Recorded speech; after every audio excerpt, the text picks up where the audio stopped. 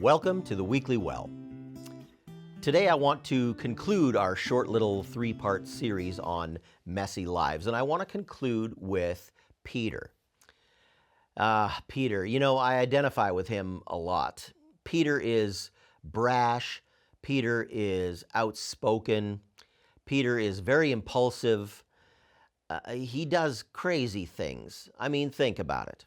Peter, remember, is the guy that in the Garden of Gethsemane, Peter, he cut off some guy's ear because he was uncertain about what was going on here, and he just grabbed his sword and started swinging. What an impulsive move, and Jesus tells him to put his sword away and just hold on. Way earlier on, when Jesus is walking on the water across them toward the disciples that are in the boat, Peter, when he recognizes, it's the Lord, he says, "Tell me to come to you on the water." He's in a big hurry. He's just going to get out of the boat and go on the water. And he does. He's doing okay for a while until he starts to focus on the wind and the waves rather than on Jesus. Peter is also the guy who chastises Jesus for talking about his death. And Jesus gets to a point where he has to say, "Get away from me, Satan." He calls him Satan. He says, "You don't have in mind the things of God." Peter is so speak first and think later, maybe. But I identify with that. My life is a little messy like that. I suffer from putting my foot in my mouth sometimes, saying the wrong thing or saying anything when I should probably just keep quiet.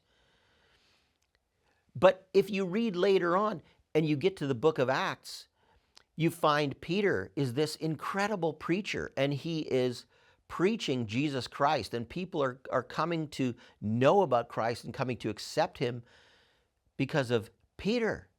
This impulsive, brash, crazy man has become this incredibly powerful preacher when his life is given over to God, and God is using him, and God is working through him.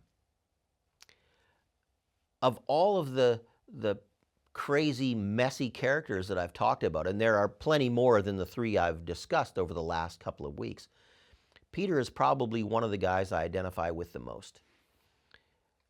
But again, and I said it, I think, both weeks, and I'm going to say it again, God used him. And because God used him, that gives me hope.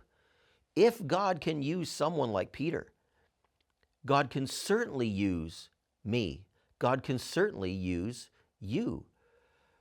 We are flawed. We're human beings. Yes, we're sinful. Our sin nature is constantly struggling within us. But God will use us, maybe even in spite of ourselves. Be encouraged.